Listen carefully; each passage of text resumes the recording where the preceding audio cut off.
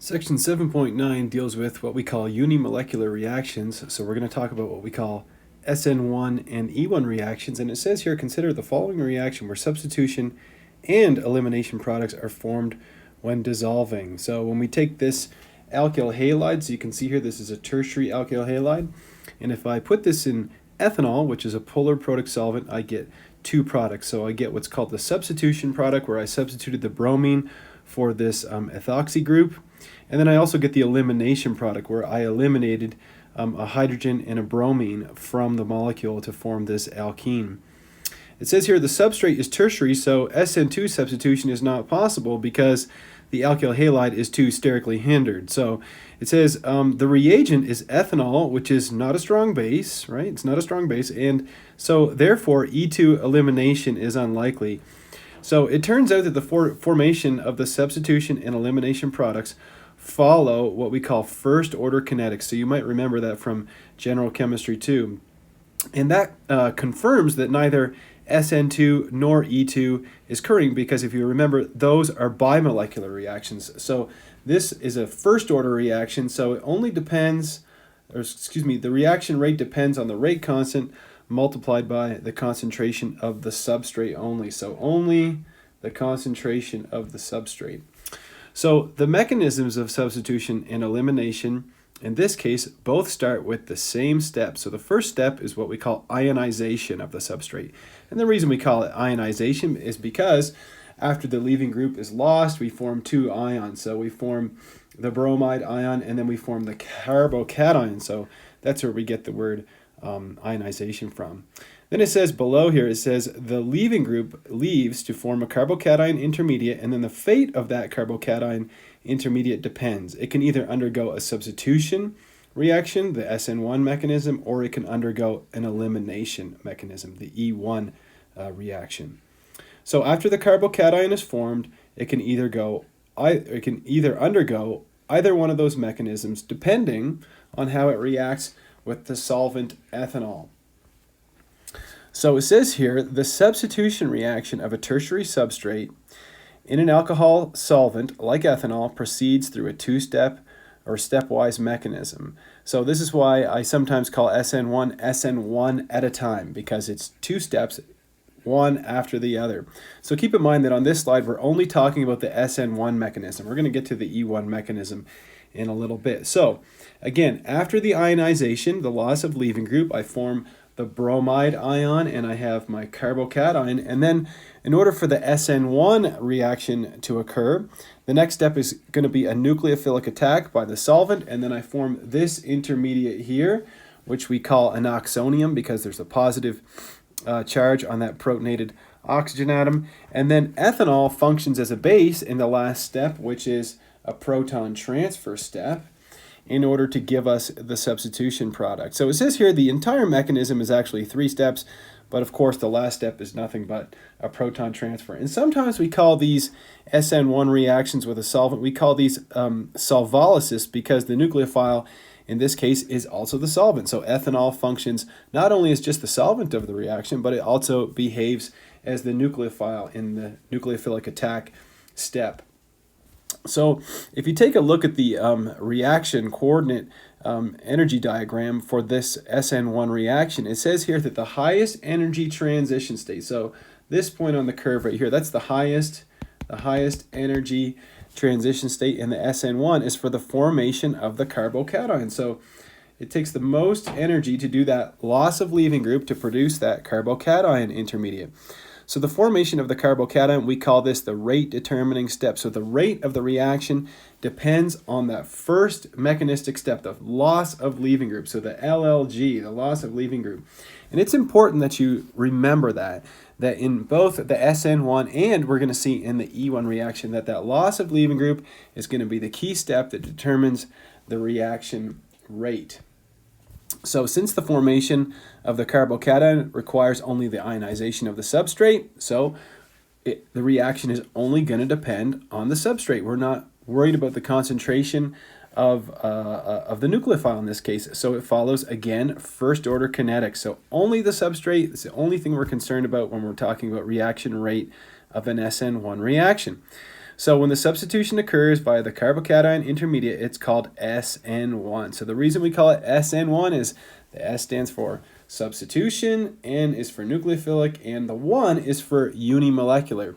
So that first order reaction. So it says here, a substitution reaction that occurs stepwise, where the leaving group leaves first to form a carbocation intermediate followed by nucleophilic attack, is called SN1 substitution. So this is just more information about the exact same reaction, just that same old SN1 reaction.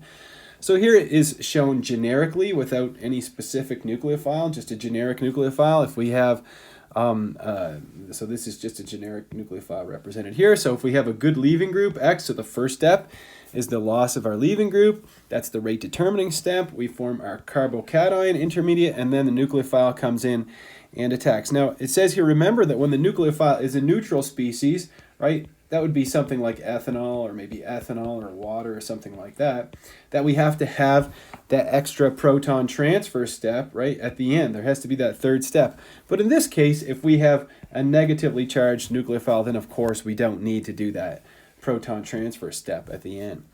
So now we're switching gears from the SN1 to the E1 mechanism, because we originally saw that a tertiary alkyl halide like this could form not only substitution products, but it can form an elimination product like this alkene here. So it says the elimination reaction of the tertiary substrate in an alcohol solvent like ethanol proceeds also through a two-step or a stepwise mechanism. Again, this is why we call it E1 at a time, right? One step after the other. So again, the first step is that loss of leaving group, which is the rate determining step, so LLG. So we could put that in here. We could put the loss of leaving group, and we could also write in there, it's our rate determining step.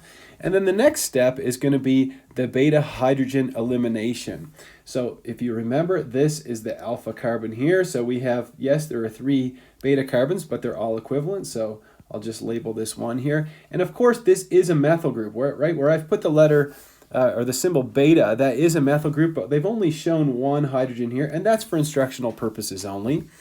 And then, of course, we remove that hydrogen. So in this case, the ethanol functions as a base rather than a nucleophile. So it's not functioning as a nucleophile.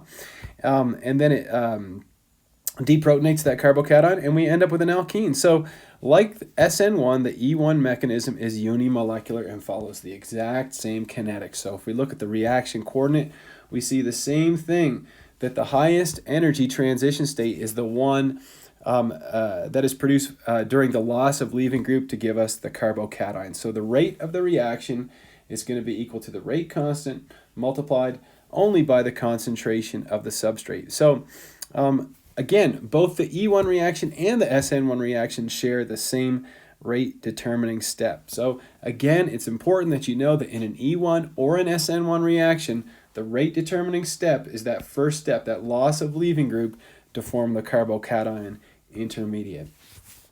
This is kind of an interesting observation here. It says because both of these mechanisms, or both of these reactions, the SN1 and the E1, proceed through a carbocation intermediate, the carbocation can rearrange from a 1,2 hydride or a methyl shift. So if you take a look at this alkyl halide, right, this is a secondary alkyl halide here, okay, and it's being treated in water, which is a weak nucleophile and a weak base. So we could rationalize the first product here. We could rationalize this product maybe by an SN1 mechanism. But the second one, you can see that there's some kind of rearrangement that's occurring here. And if we show the carbocation intermediate, so I'm just going to kind of scratch it down here. So you can see that that's a secondary carbocation. But you also know that there is another proton in here, right? There's a proton right here. And if I do a hydride shift like this, and I'm kind of running out of space, I will end up with this carbocation. So I'd end up with a tertiary carbocation. So I go from a secondary carbocation to a tertiary carbocation, which is more stable. And then I'll just draw the reaction arrow like this. So then water is going to come in and behave as a nucleophile and attack that tertiary carbocation. And of course, this is better demonstrated in the book. They draw the mechanism a lot cleaner than I have here. But for the same reason, or the same reasons, if I do the loss of leaving group from this secondary alkyl halide, In the second example, it's not a hydride shift, but if I draw the carbocation intermediate, so it's a secondary carbocation, right? I can get a methyl shift, and then I end up with this carbocation, which is a tertiary carbocation. So again, I go from a secondary to a tertiary carbocation. Let me draw my reaction arrow like that. Anyhow, and that is further proof that the mechanism is occurring via a carbocation intermediate. So it's kind of an interesting, a couple of interesting reactions. So this is another one that it's really fascinating. It says here when a primary substrate, so this is a primary alkyl halide, when a primary substrate is reacted under those same kind of solvolysis conditions, so weak nucleophile, weak base, water, okay, only the product resulting from rearrangement is observed. And the reason why is because if I was to just do the loss of leaving group and then draw my carbocation intermediate, I would end up with a primary carbocation, which is highly unstable. So we can just put a big old X over that. That's not going to happen. So instead of seeing this product that would occur from the primary carbocation, we only get this product. And it says here that in this case, the rearrangement occurs simultaneously as the leaving group leaves. So simultaneously is another way of saying concerted. So I have to draw the loss of leaving group and this methyl shift are occurring at the same time to give us what? A tertiary carbocation. So again, the primary carbocation, unstable. So that's why I drew the big X over all this here. But the tertiary carbocation is stable. And then it undergoes a nucleophilic attack and then a proton transfer, and I get my tertiary alcohol as the product. So a little bit about solvent effects. So I spent some time speaking to you earlier about polar product solvents and what a polar A-product solvent is. And you can see here that experimental data indicates that SN1 and E1 reactions are faster in a polar product solvent. So these solvents here, water, methanol, ethanol, these are all polar product solvents. And you can see that what's put in here is the dielectric constant. And you can see that the higher the dielectric constant, so if I look at the highest dielectric constant, it also has the highest reaction rate. And then as the dielectric constant, decreases all the way down to something like diethyl ether, then I have a really slow or basically ineffective reaction.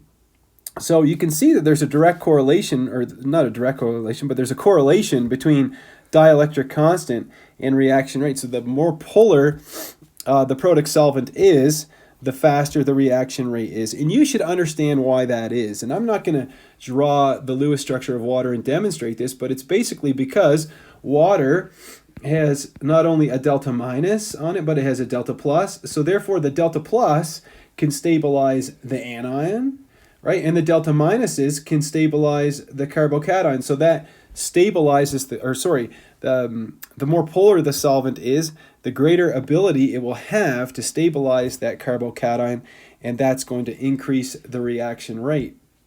A little bit more information on this. So this is something that we spoke about earlier, the SN2 reaction. So it says here that in an SN2 reaction, a polar A product solvent is best for that kind of reaction because it raises the energy of the nucleophile, because a polar A product solvent cannot stabilize the negative charge on a nucleophile, so it raises the energy of that nucleophile. Whereas in an SN1 reaction, I get the opposite. So I use a polar product solvent because it's going to be able to stabilize that carbocation intermediate better or more effectively than a polar A product solvent would. So you should be aware of that and understand that. All right, moving on and talking a little bit about moving from the solvent to the substrate. So it says here, the better the leaving group, the faster the SN1 reaction or the E1 reaction. Well, that seems to make sense to me because the first step in the SN1 or E1 reaction is the loss of leaving group, and thus it just seems to stand to reason to me that the more effective the leaving group is, the faster the reaction will be. So remember that the rate determining step is that ionization step. So you can see that I've repeated that a lot during this video. So it's very important that you understand that the formation of that carbocation, that's our key step. That's our rate determining step. So the more stable the halide, the faster reaction. So An iodide is going to be more stable. So an iodide is going to be more stable than a bromide, and then a chloride, and then a fluoride is a poor leaving group. So a little bit more about the substrate now. So moving on and talking a little bit more about the substrate. So it says here, the more stable the carbocation, the faster the SN1 or the E1 reaction will be. That seems to make sense to me, because if we form a more stable carbocation, the reaction should just go faster. So solvolysis of primary and secondary alkyl halides are really just too slow to be able to observe those SN1 and E1 products. But you have to be on your toes here, because it's not only tertiary alkyl halides that can react via an SN1 or an E1 mechanism. It says here that also benzylic and allylic halides will undergo solvolysis at a practical rate, thanks to the stability of the carbocation intermediate. So if I had, let's say, benzyl, so this molecule is called benzyl bromide. So if I draw in benzyl bromide and I draw the mechanism for the loss of leaving group, I would end up with a benzylic carbocation, right? If I was to have, this molecule here, I would call this allyl bromide. And if I drew, the loss of leaving group, I would end up with that carbocation. And if you're thinking, well, this benzylic carbocation, that looks primary to me, we don't talk about this as being a primary carbocation. We just say it's a benzylic carbocation. And what makes that carbocation so special is that it's resonance stabilized. And you should be able to draw all of the resonance contributors for a benzylic carbocation, because it's something that we looked at earlier in this in organic chemistry.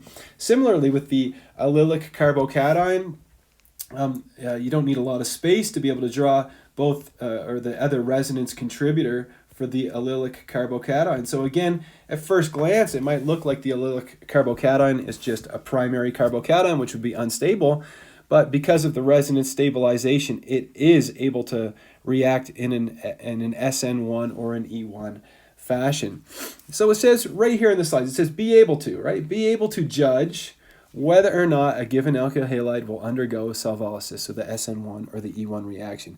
In general, if it's primary or secondary, it's only going to undergo solvolysis if you can produce a more stable carbocation. So that would mean the benzylic, so the benzylic or the allylic carbocations. So it says right here, tertiary allylic and benzylic alkyl halides will undergo solvolysis to give both a mixture of both SN1 and E1 products. So you can see things are getting really interesting here in organic chemistry. So after I lose this leaving group, so this is just a little bit of, kind of review. So if I lose that leaving group, I form, a carbocation that looks like a secondary carbocation, but it's not just a secondary carbocation, it's secondary and benzylic. So it's not only secondary, but it's stabilized by that aromatic ring. And again, I'm repeating myself, but you should be able to draw all of the resonance contributors for that carbocation. So then, if it undergoes a nucleophilic attack and a proton transfer, I get the SN1 product. And if it undergoes removal of a hydrogen, I produce the E1 product. So, and you can practice with all these conceptual checkpoints, which is a good idea. A little bit of information about the regioselectivity of the E1 reaction. So if you remember in E2 eliminations, we were able to control the regioselectivity by choosing, a hindered base or a non-hindered base. That's something that we went over in detail. But it says here, it is possible for an E1 elimination to yield more than one regioisomer, like it's shown here. And if you remember, we call the more substituted product, sometimes we call this the Zaitsev product, right? The Zaitsev product, and we call this one the Hoffman product. Anyhow, so Hoffman and Zaitsev product, but it says here E1 reactions. So E1 reactions will always give the most stable alkene as the major product. So in this case, this would be the major product because it's the most substituted alkene. So E1 reactions are regioselective, and that you get a major product or a major elimination product. But what's kind of neat is that you can't control the regioselectivity the way you could with E2, right? With E2, you could go to the reagent cabinet and you could choose a hindered base or an unhindered base, and you could choose whether you could produce the Hoffman product or the Zaitsev product as the major products. But Sorry, in this case, you just can't do that. So you just have to take what you get. A little bit more information about the stereoselectivity. So if you're wondering, well, both of these products, both of these first two products here, they kind of look like Zaitsev products to me because they're both tri-substituted alkenes. Well, you can see in the first one, this is the E alkene, and then this one here is the Z alkene. And it says here that it still holds true, so I'm reading right here, it still holds true that the E1 reaction will give the most stable alkene as the major product. But when there's two possible stereoisomers, right, like this E and Z in the example shown above, the least sterically hindered will be more, least sterically hindered isomer will be more stable. So this is the least sterically hindered. So out of all those alkenes, this, sorry, I selected the wrong one. Anyhow, this should be the major product. So the E product should be the major product. So the reason the one that I circled is not the right one is because it's more sterically hindered because you have the methyl group adjacent to an ethyl group. All right, so E1 reactions are stereoselective, but of course realize that a mixture of all possible products is still obtained. So a little bit about the stereoselectivity of an SN1 reaction. So it says here that when the alpha carbon of the SN1 reaction is chiral, and you can see that this is a chiral molecule, here we obtain two substitution products. They have opposite configurations at the reactive carbon, and that's kind of interesting. So we lose our leaving group, and then we end up forming this carbocationic intermediate, which is sp2 hybridized. So we go from a carbon that is sp3 hybridized to a carbon that's sp2 hybridized. What do you know about the molecular geometry? When it's sp3 hybridized, the first molecule is tetrahedral, right? This one here is tetrahedral, but this carbocationic intermediate, this is trigonal, so trigonal planar. And if it's flat, well, the nucleophile can attack from either side. So we can either get the product that results from inversion of configuration, or we could get a product that results from nucleophilic attack on the same side as where the leaving group was to get retention of configuration. So it says here at the bottom, recall that in an SN2 reaction, the nucleophile does backside attack, and we only get inversion of configuration of the product, which was described in the book like an umbrella flipping in the wind. So I hope you find this useful, and we'll take a look at some problems in another video.